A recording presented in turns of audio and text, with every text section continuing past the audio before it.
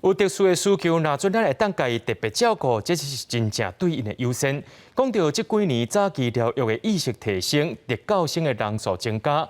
不过，基隆市教育局一个81学年度的资料显示，国中合格的特教老师还有65%，但是还有欠60个块。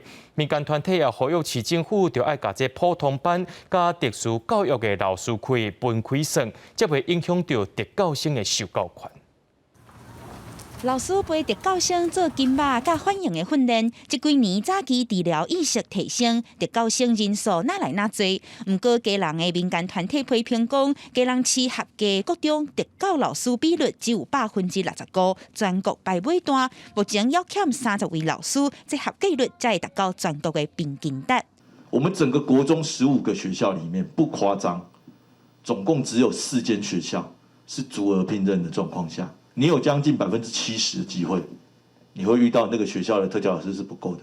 教育的老师一个爱比我要7个，这是全关的数字。不过未来我的数字是一个爱对付10来个学生，安尼我的大头会愈来愈重，我嘛无法度照顾到每一个学生拢照顾了好好。第一线的老师烦恼教未来，已经考虑借调去外县市。民间团体提出数字，表示讲基隆市特教生人数对2016年逐年拢在增加，不过特教老师刷电脑变少。希望今年市府已经招8位正式的特教老师，不过因为无保证逐年拢会有课，老师什么时阵才会有到家，无人知影。那明年的部分，我们也请学校的部分逐校来做督导，务必把特教的缺开出来。明年会持续办理教师甄试。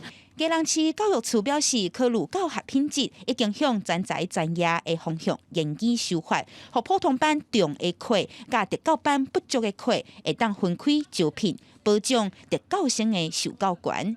记者阿敏金曾派文，基隆报道。